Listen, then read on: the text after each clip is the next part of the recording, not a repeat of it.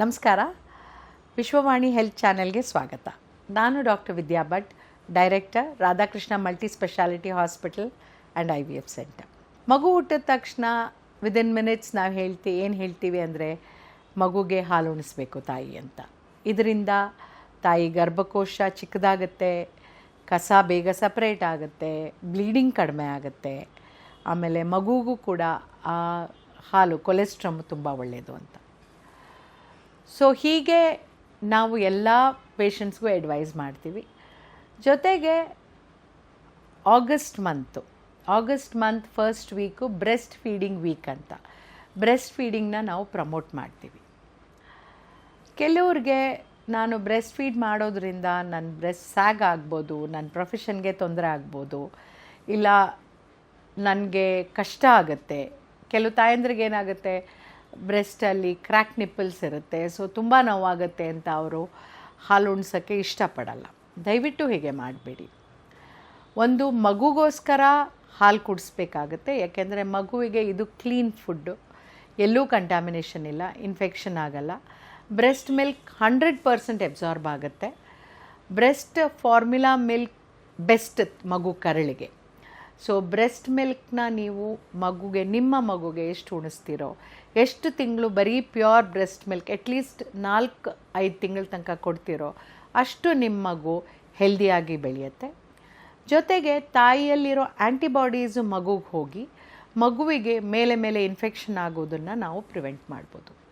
ಅದೇ ಬಾಟ್ಲಲ್ಲಿ ಹಾಲು ಕುಡಿಸಿದ್ರೆ ಅಲ್ಲಿದು ಆ ಸ್ಟೆರಿಲೈಸೇಷನ್ ಎಷ್ಟೇ ಮಾಡಿದ್ರೂ ಇನ್ಫೆಕ್ಷನ್ ಆಗ್ಬೋದು.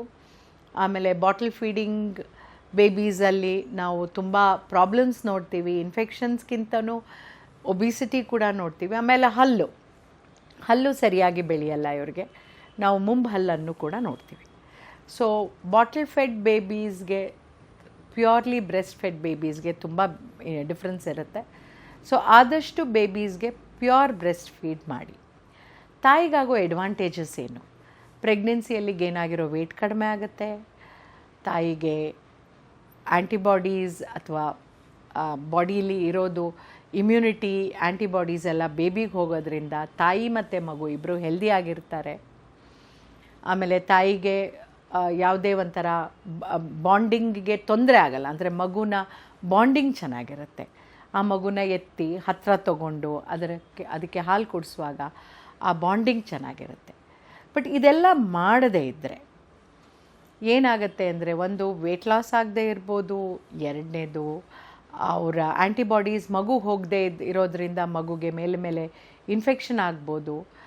ಬ್ರೆಸ್ಟ್ ಕ್ಯಾನ್ಸರ್ ಬರುತ್ತೆ ಅನ್ನೋದು ಇನ್ನೂ ಕ್ವೆಶ್ಚನ್ ಮಾರ್ಕು, ಯಾಕೆ ಅಂದರೆ ಈಗ ಅದು ಪ್ರೂವ್ ಆಗಿದೆ HLA ಇಂದ ಅಂತ, ಜೀನಿಂದ ಅಂತ.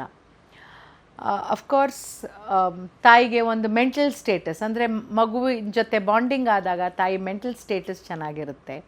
ಆ್ಯಂಡ್ ತಾಯಿಗೆ ಯಾವುದೇ ಆಹಾರ ಏನು ವ್ಯತ್ಯಾಸ ಆದರೂ ಕೂಡ ಬ್ರೆಸ್ಟ್ ಮಿಲ್ಕಲ್ಲಿ ಪ್ರೊಡಕ್ಷನ್ನಿಂದ ಆ ಕ್ಯಾಲರೀಸ್ ಎಲ್ಲ ಬರ್ನ್ ಆಗುತ್ತೆ. ಸೊ ಇದೆಲ್ಲ ಅಡ್ವಾಂಟೇಜಸ್ ತಾಯಿಗಿರೋದ್ರಿಂದ ತಾಯಿ ಖಂಡಿತ ಬ್ರೆಸ್ಟ್ ಫೀಡ್ ಮಾಡಬೇಕು.